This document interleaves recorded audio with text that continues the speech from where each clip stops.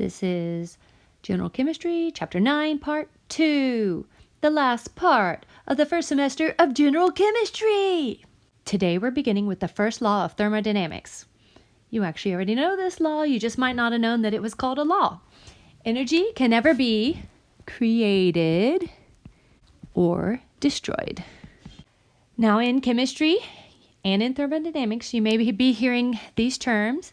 We have a system, and the system is basically what you're talking about. The reaction, the phase change, whatever it is. And then we have the surroundings, and of course those are surrounding the system. And then we have the universe. Crazy, right?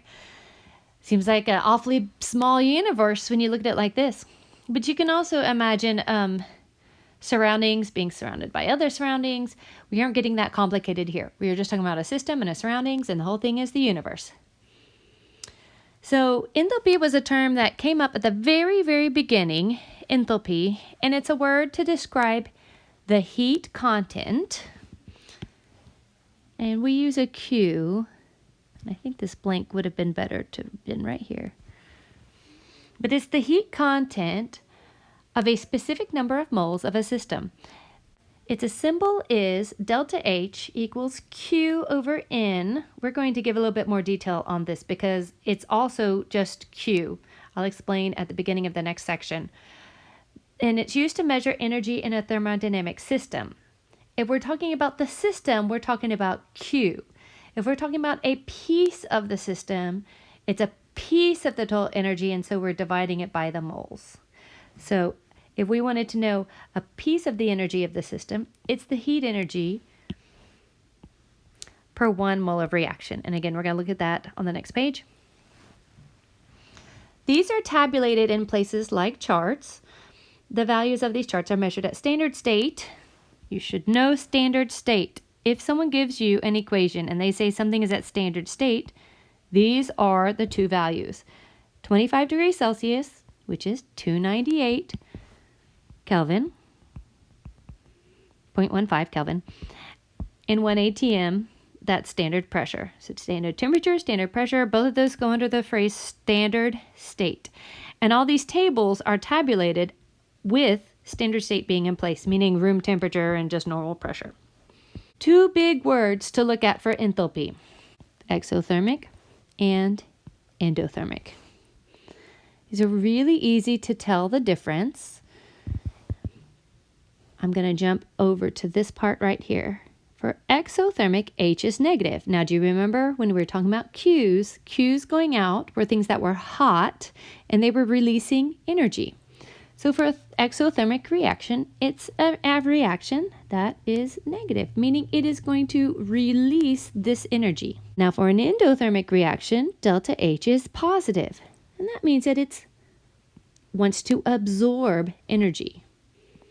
This is how much energy that this reaction needs to absorb, and it would be absorbing on the left. You can see where the word heat is. Up here, with the exothermic, the negative 286 is the amount of energy that's going to be given off. Now, in chemical equations, we don't use minus signs.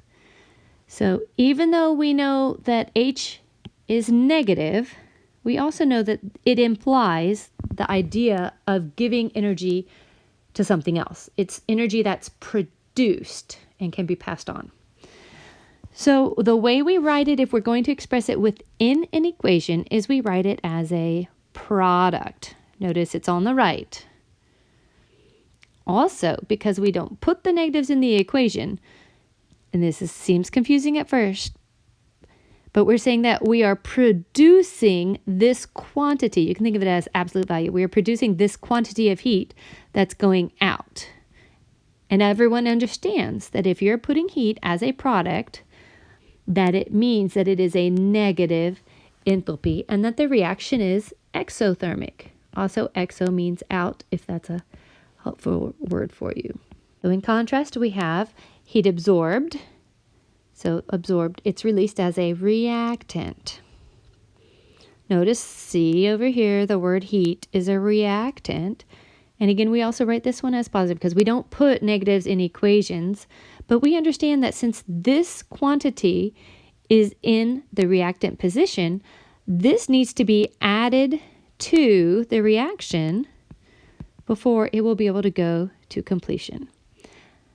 And that quantity is for, notice there's one of these, 1 mole of this, 1 mole of this, making 1 mole of this. You are about to see what we're going to do if you don't have 1 mole, because most of the time you don't have exactly 1 mole or exactly 2 moles. So yes, if you're already thinking it, these quantities will change depending on the ratios.